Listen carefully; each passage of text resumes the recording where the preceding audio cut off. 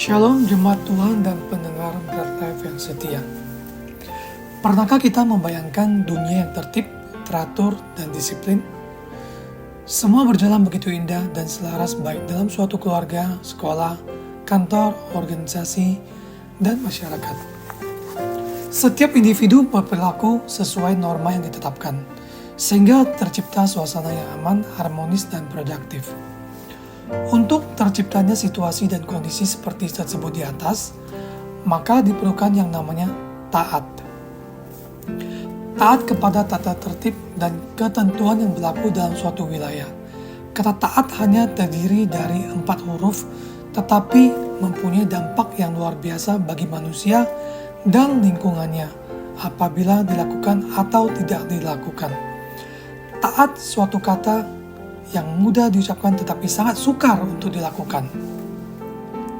Sebagai orang Kristen, kita juga dituntut harus taat, disiplin, dan royal pada pribadi yang kita percaya, yaitu Yesus Kristus beserta dengan sabdanya.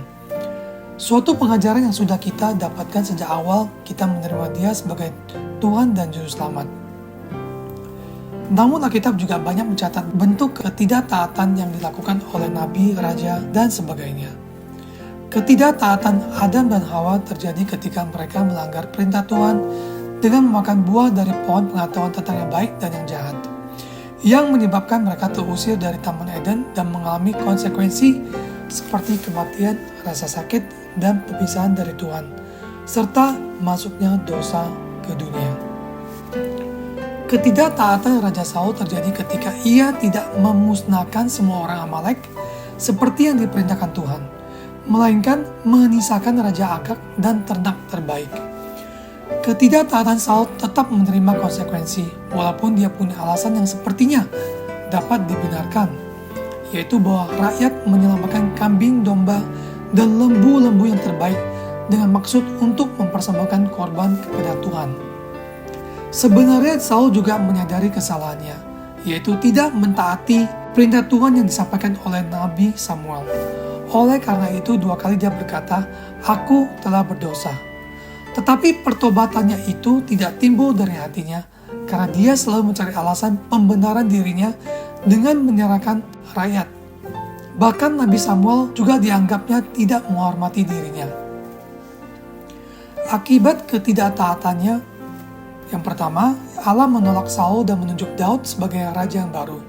Kedua, Tuhan tidak berkenan lagi kepada Saul. Ketiga, bahkan Allah menarik kembali rohnya dari Saul. Ada tertulis di 1 Samuel 15:24, "Sesungguhnya mendengarkan lebih baik daripada korban persembahan, memperhatikan lebih baik daripada lemak domba-domba jantan." Pelajaran penting dari kisah Saul ini adalah bahwa ketaatan kepada perintah Tuhan jauh lebih berharga daripada korban atau pelayanan yang lahiriah. Bagaimanakah dengan kita? Apakah kita sudah taat sepenuhnya atau belum? Atau kadang-kadang taat, kadang-kadang tidak? Mungkin beberapa pertanyaan berikut ini bisa menjadi tolak ukur untuk jawaban atas hal tersebut. Yang pertama, apakah dalam kehidupan kita ini kita masih suka kompromi dengan kesalahan atau pelanggaran yang kita anggap sepele? Saul mengambil kambing domba dan lembu-lembu yang terbaik dengan maksud untuk mempersembahkan korban kepada Tuhan dan menumpas yang lainnya. Kompromi terhadap firman Tuhan seringkali membawa dampak negatif hingga kegagalan rohani dan kehancuran kehidupan jasmani. Kedua, apakah ketaatan kita kadang-kadang dikalahkan oleh hal-hal duniawi yang menggiurkan?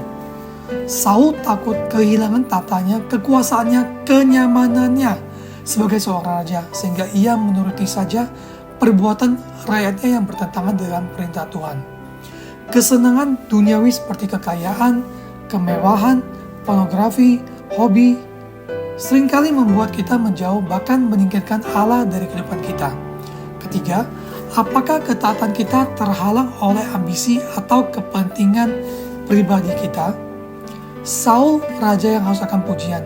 Ketika para wanita bernyanyi, Saul mengalahkan ribu musuh, tetapi Daud berpuluh-puluh ribu.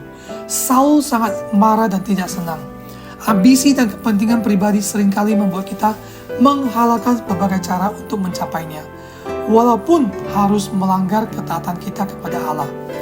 Jemaat Tuhan dan pendengar Bread Life yang setia, ketaatan kita hendaknya tidak sekedar melaksanakan ritual keagamaan, seperti yang dilakukan oleh orang Farisi dan ahli Taurat, atau tidak hanya memenuhi keinginan sendiri agar dilihat dan dipuji orang, tetapi ketaatan kita karena kita mau belajar mengasihi Tuhan yang terlebih dahulu mengasihi dan menyelamatkan kita. Ketaatan karena kasih adalah suatu nilai yang sangat penting bagi orang percaya. Seperti ada tertulis dalam Yohanes 14 ayat yang ke-15. Jika kamu mengasihi aku, kamu akan menuruti segala perintahku.